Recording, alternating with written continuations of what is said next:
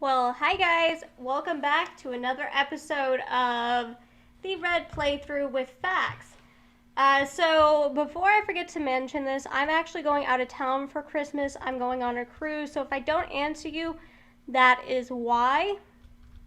Now, starting off today, remember last time we kind of ended off with the robber barons, and we're in the United States, we're trying to kind of get through this era of not corruption per se, but a lot of political issues.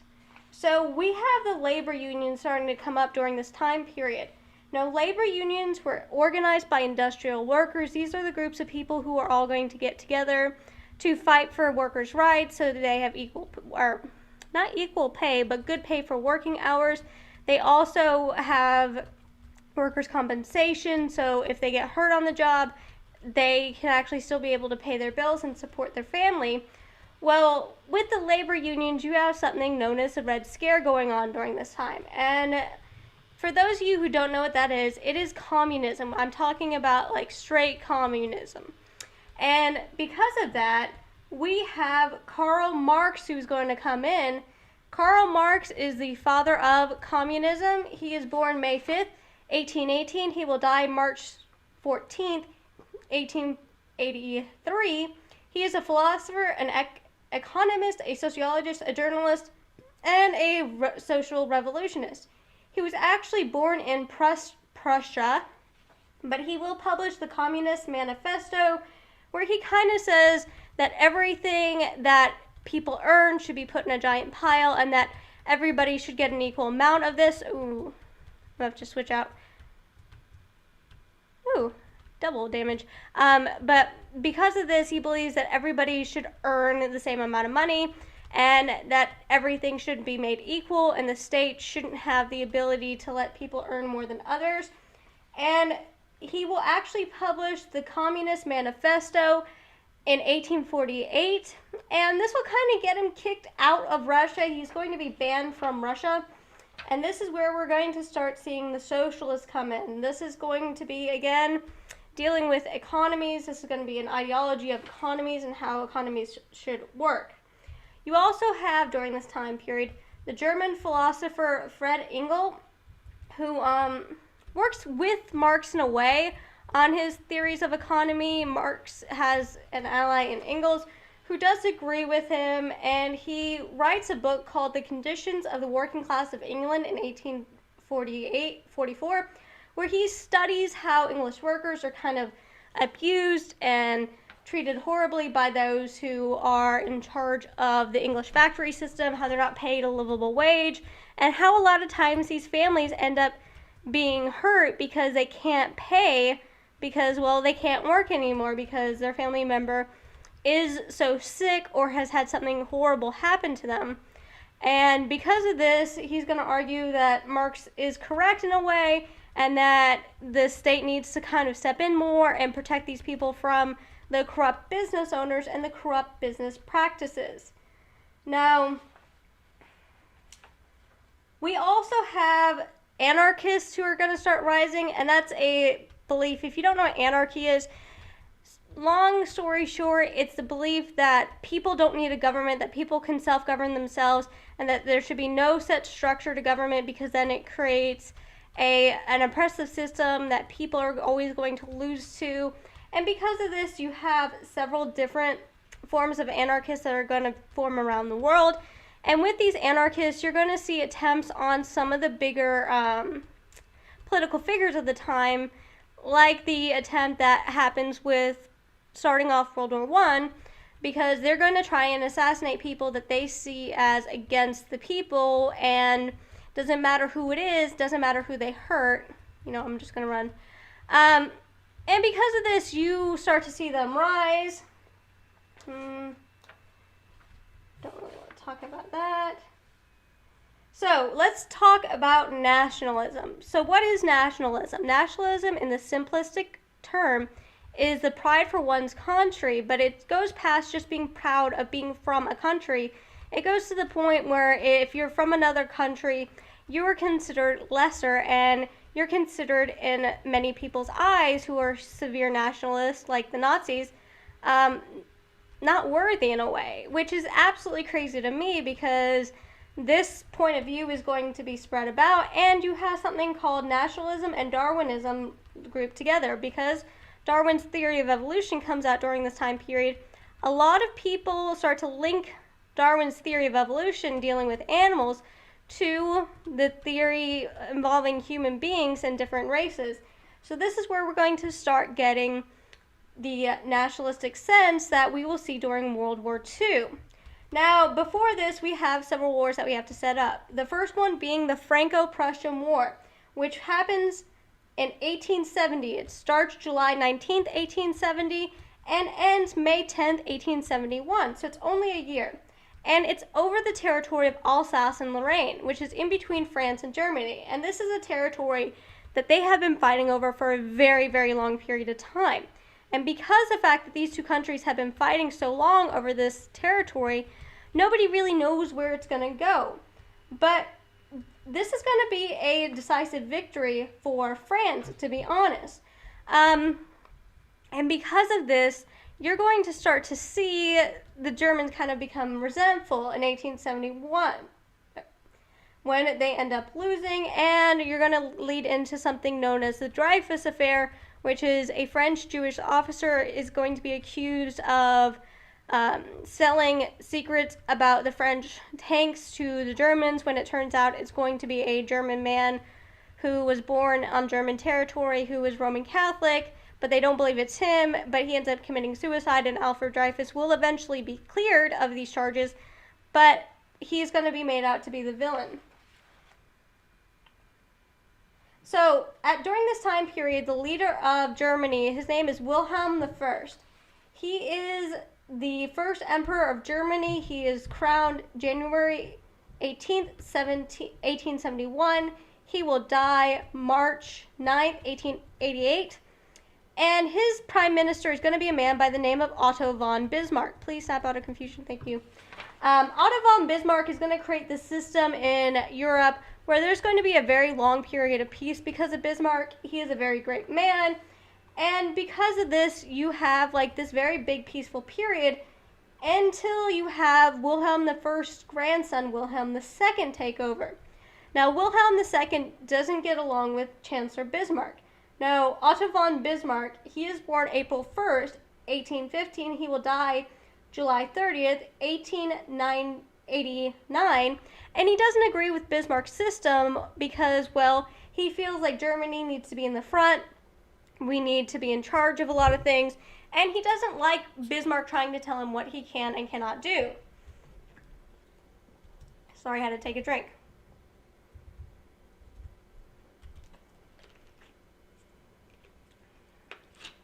Okay, back. So, Bismarck is going to very well navigate, oh flip, I forgot it's steel type, very well navigate the fact that you will have this system of government where people from around the countries will all get together, and there's going to be the Congress of Vienna, and with the Congress of Vienna, you're going to have everybody agree because you also have Napoleon still kind of in the back of a lot of people's minds during this time period because it wasn't that long ago that Napoleon was defeated. So because of this, a lot of people still remember what happened during the Napoleonic Wars, where Napoleon turned a lot of the allies against each other. And because of this, Bismarck creates a system. It works very well until Wilhelm II comes in. And Wilhelm II, he feels like he knows what he's doing. He is the grandson of Queen Victoria, who is the Queen of England. And because of this, he has this concept, oh, I know what I'm doing. I don't need other people to tell me what to do. I can do this all on my own. And he will make an alliance with Austria, which will, of course, lead into World War I. But before we even get there, we're going to talk about Russia and what's going on in Russia. Now, in Russia, during this time period, you have something called pogroms. Pogroms are the Russian mass murder of Jews. Now, why are the Russians targeting Jews? During this time period, a lot of times things were going to be blamed on the Jews that the Jews had no control over.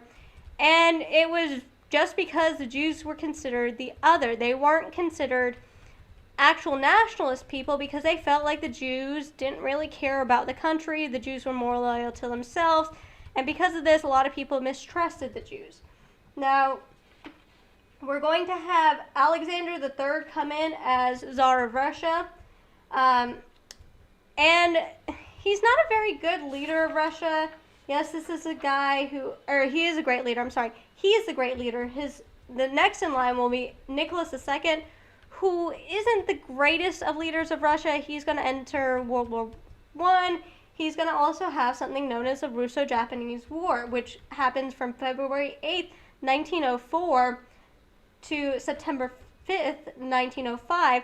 And it's going to be a war fought between Russia and Japan.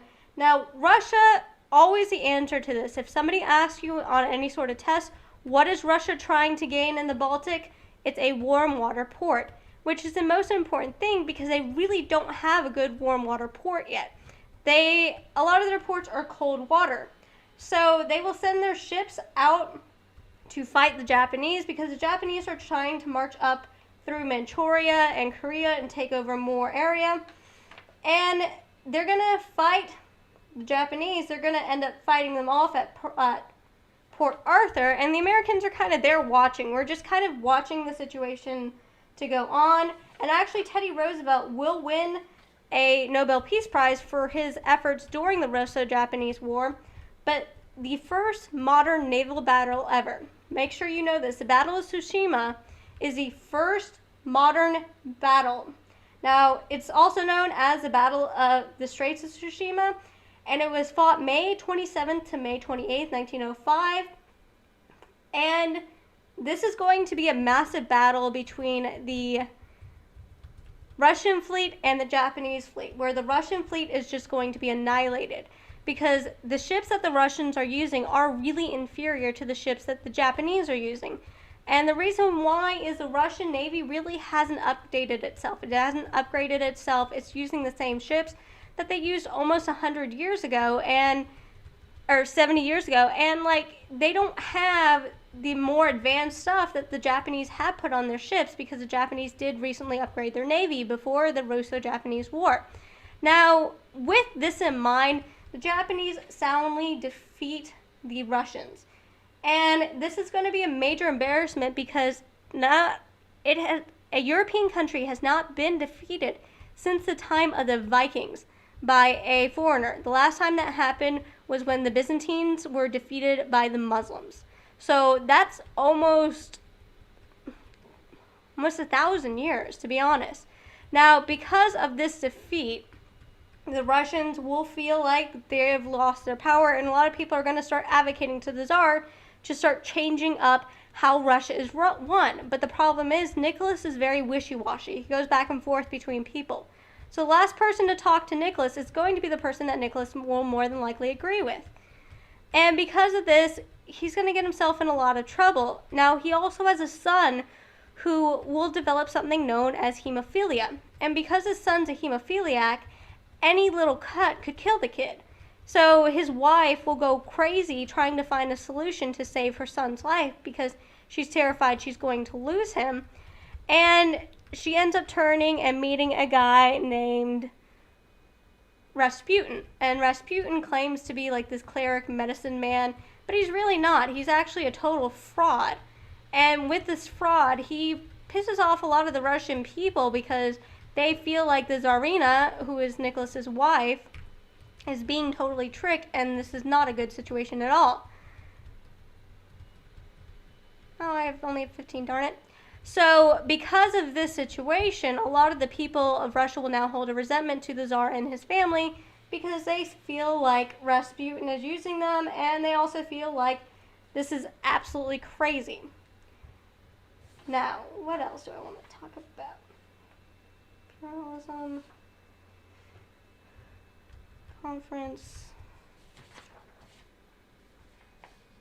Oh, so I want to talk about a concept that I've kind of touched on in a Table Talk Thursday video, talking about the groups of people who consider themselves nationalists. Now, as I said, nationalists is you love your country more than you love any other country, and everybody else is wrong, and you're absolutely right. Oh, shoot. I have to grab the Pokemon that knows to cut. Not right house. So what ends up here is there's this concept that when we go into countries, we have to make everybody like us. And we're going to do that by making sure that these people understand what... Wait, no, I want to withdraw. Summary. I have to figure out which one has it.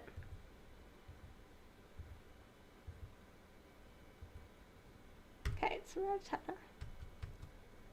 So they have this concept that they have to go into these countries and make everybody exactly like them, make them good Christian people, that they can't have opinions of their own.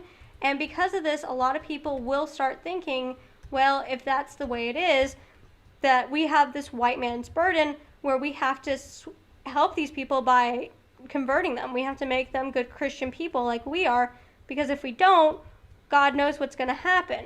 And if we let them become heathens and continue to stay heathens, that's going to be horrible on us, because we're the chosen people. We're the people that God chose to be his favorite children. And that's honestly what the belief was at the time. So a lot of these people will have that mindset that they're chosen people, and that because of this, that they have like the absolute right to do this. And because of that concept of everything, we're going to see a lot of these people like, stop being paralyzed. Let me see, do I even have a paralysis? No, I don't. Shoot. Oh well, I'm going to lose again, watch. Because of this, there's going to be a lot of things called the white man's burden, where people feel like they have to help people in that way. You know, I'm going to save you for last. No, I'm going to send you up. So with the white man's burden, and especially in the United States, we're going to see the colonization of Hawaii as one of those things. Because Hawaii was its own country beforehand. It had its own government. It had a king. It had a queen. And we're going to take over Hawaii by order of President McKinley on July 7th, 1898. And the queen's name I can't actually say. It's very long, but I always call her Queen Lily. And because of the issue that Queen Lily faces... No. Thank you for being poisoned.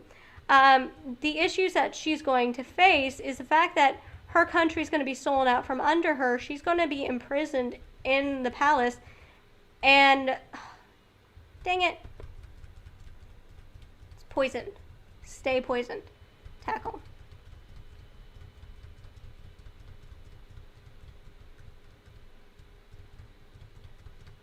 Yay. So I beat Lieutenant Surge. So she's going to be actually imprisoned in her own palace. And in the end, we're going to see us take over Hawaii and kind of destroy the Hawaiian culture for a little while. You also have the Spanish-American War, which starts on April 11th, 1898, with the USS Maine blowing up in the harbor of Cuba. When it blows up in the harbor of Havana, people start to think that, oh my God, we have been attacked by the Spanish. But more than likely, it was actually a boiler that exploded. And because of the fact that we think the Spanish actually attacked us, we're going to start like getting hyped for war.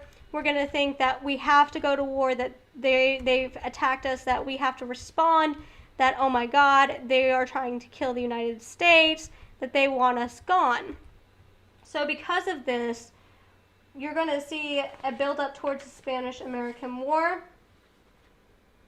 You also have the Panama Canal. When Teddy Roosevelt becomes president, he's one of the heroes of the Spanish-American War. You're going to see him become president, and when he does, he creates this concept of an American canal that goes through Panama to make it quicker to move ships around, and he will do the Panama Canal. Originally, it was supposed to be the U.S. and France, but France kind of disappears on us. They just don't respond after a while.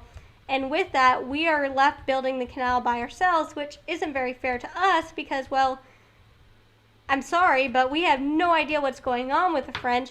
And because of that, when we try to figure out why they're not responding, they just took our money and ran, pretty much. And the Panama Canal will be built by Roosevelt.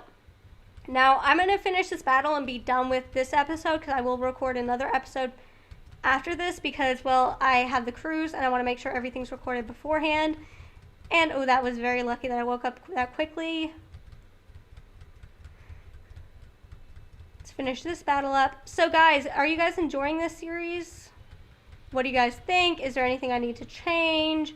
What is your comments? I really would love to hear what you guys think. Are you having fun learning about World War I and II together? Is there anything you'd like me to address even more? What do you guys want me to do? And I think I'll have both episodes recorded. If I don't, I'm very, very sorry. I'm going to switch out Pokemon here again.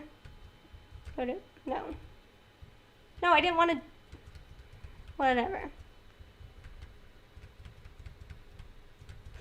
So I kind of want to know your guys' opinion and view. And that's all I have for today. Bye, guys.